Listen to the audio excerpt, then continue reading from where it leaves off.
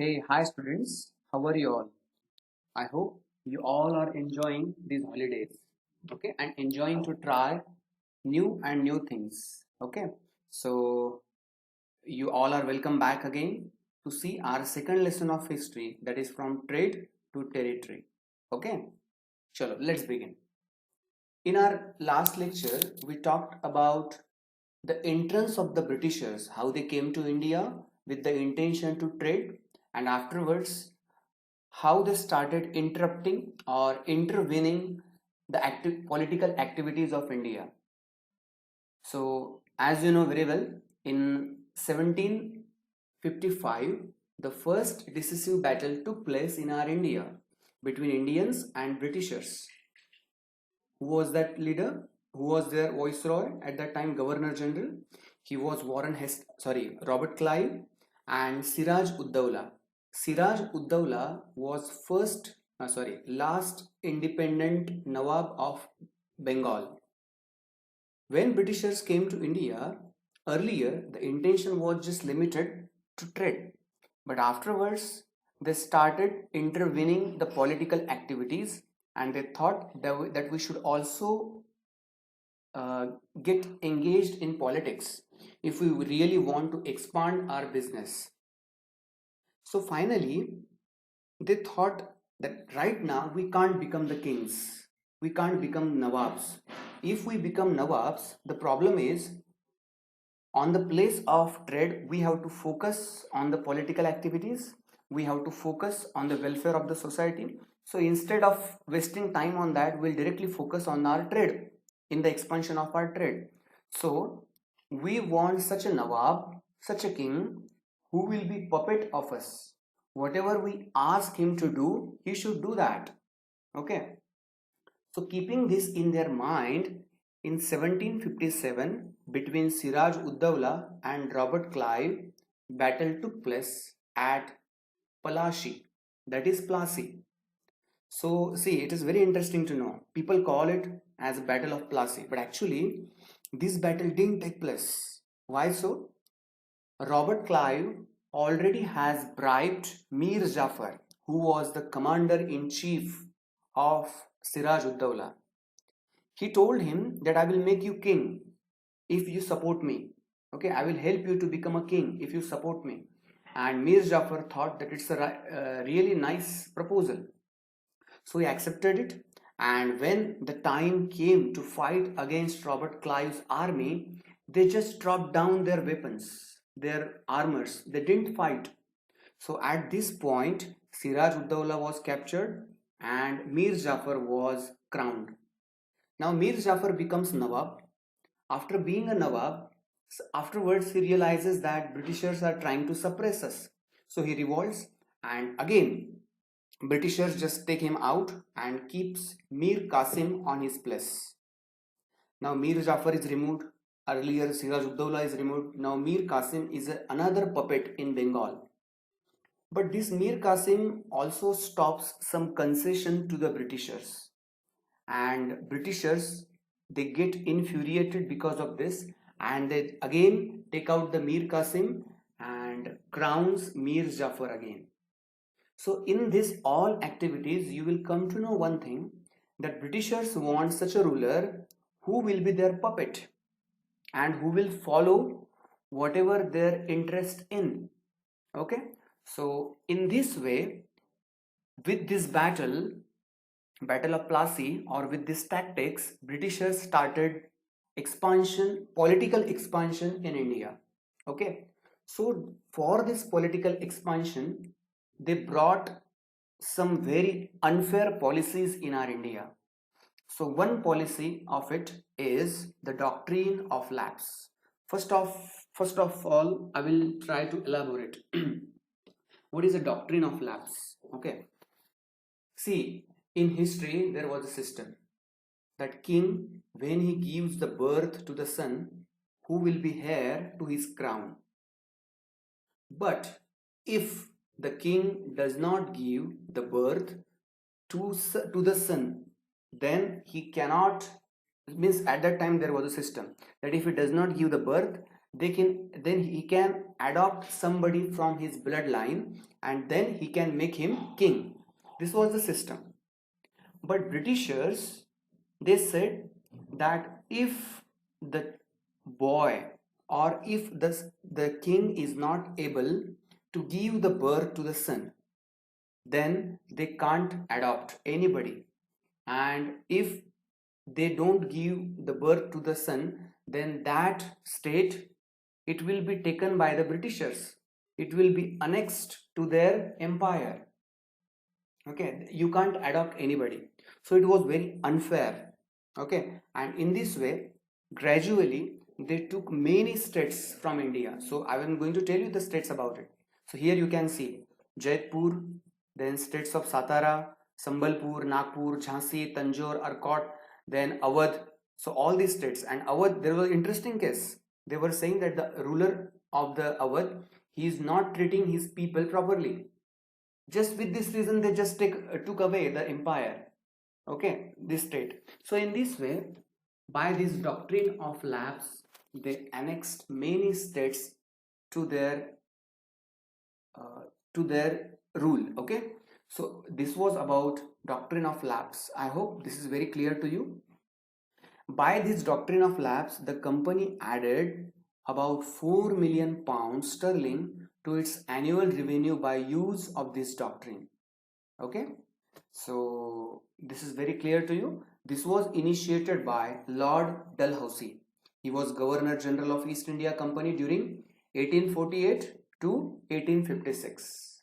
Okay, and according to this doctrine, any princely state or territory under the direct influence of the British East India Company, the dominant imperial power in the subcontinent, as a vassal state under the British subsidiary system, would automatically be annexed if the ruler was either manifestly incompetent or died without a direct heir. If it happens so, then it will be directly annexed with the British system. The latter supplanted the long established right of an Indian sovereign without an heir to choose a successor. In addition, the British decided whether potential rulers were competent enough. The doctrine and its application were widely regarded by Indians as illegitimate. There was unrest among the people regarding this policy. Definitely, it was a thing of unrest. You can't easily take away anybody's empire, isn't it? So in this way, Britishers added many states to British system by this doctrine of lapse. Now, so this is the map of India at that time. Second policy of Britishers, that is subsidiary alliance. First, let me tell you what is subsidiary alliance. As you know very well, at that time, every king, they needed the army to protect their fort or protect their empire, isn't it? So what Britishers said, we will keep our army. Means, see, when they annexed any state with them, then that king, he can't keep his own military. Britishers, they will provide him military, and that military will protect their state. Now that military will stay in the fort or in their empire, and it's the responsibility of that Nawab or that king that they have to pay the maintenance to this army. So that was the condition. It means that now Britishers will be allowed in that state. There will be British residents in that state. It means if the people, they try to revolt, then and there only it will be crushed. This happened with Jhansi. The people, they tried to revolt, but they tried to just crush it. Okay, so this was subsidiary alliance. Okay, so what were the articles and what were the conditions of this subsidiary alliance that we'll talk about? First of all, it was devised by Lord Wellesley. Okay, Marcus Wellesley. He was British Governor General in India from 1798 to 1805. Early in his governorship, Wellesley adopted a policy of non-intervention in the princely states. Earlier, he was thinking that we should not interfere in this, as we are here for the expansion of our trade, not our political career. So he was not interested in intervention in the princely states, but later he adopted the policy of forming subsidiary alliance. He was the one who devised this policy, and this policy was to play a major role in British expansion in India. Now, see, what are the main principles of subsidiary alliance that we'll talk about? First, an Indian ruler entering into a subsidiary alliance with the British had to accept British forces within his territory and also agreed to pay for their maintenance. I have told you this. Okay, means British military will be there and they have to pay the maintenance. Means the king has to pay the maintenance for that. Second, the ruler would accept a British resident in his state. Britishers will be there and they will be living there.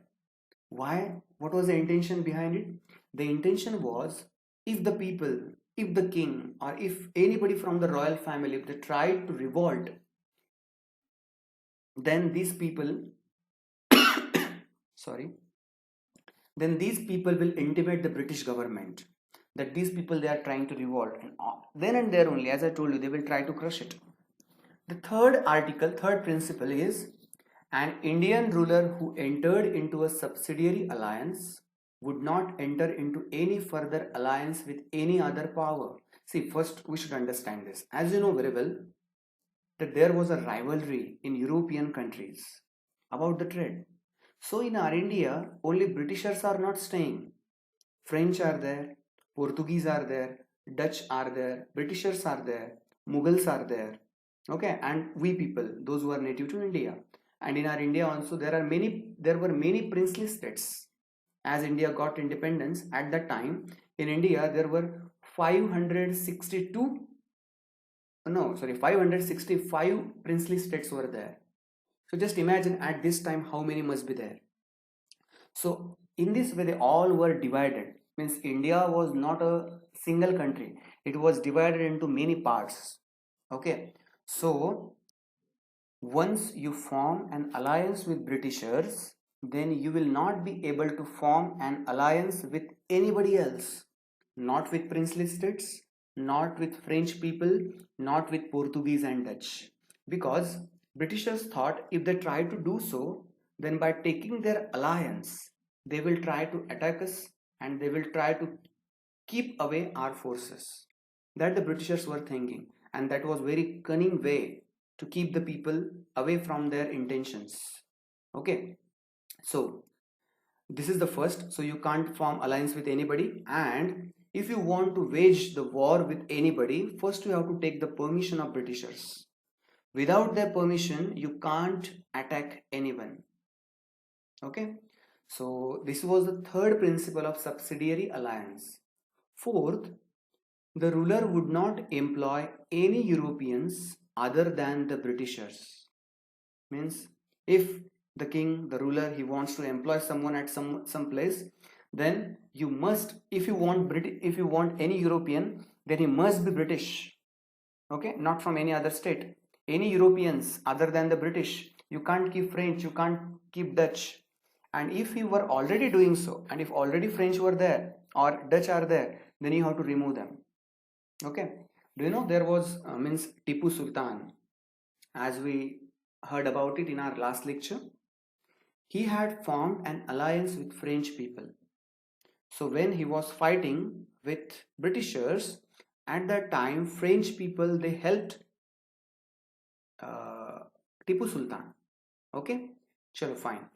So these four principles. Now the fifth principle was, suppose if there is any conflict with any other state, then the ruler of that state, he would agree the resolution decided by the British. Okay, means the state with which they have set up the subsidiary alliance and the state which is completely independent.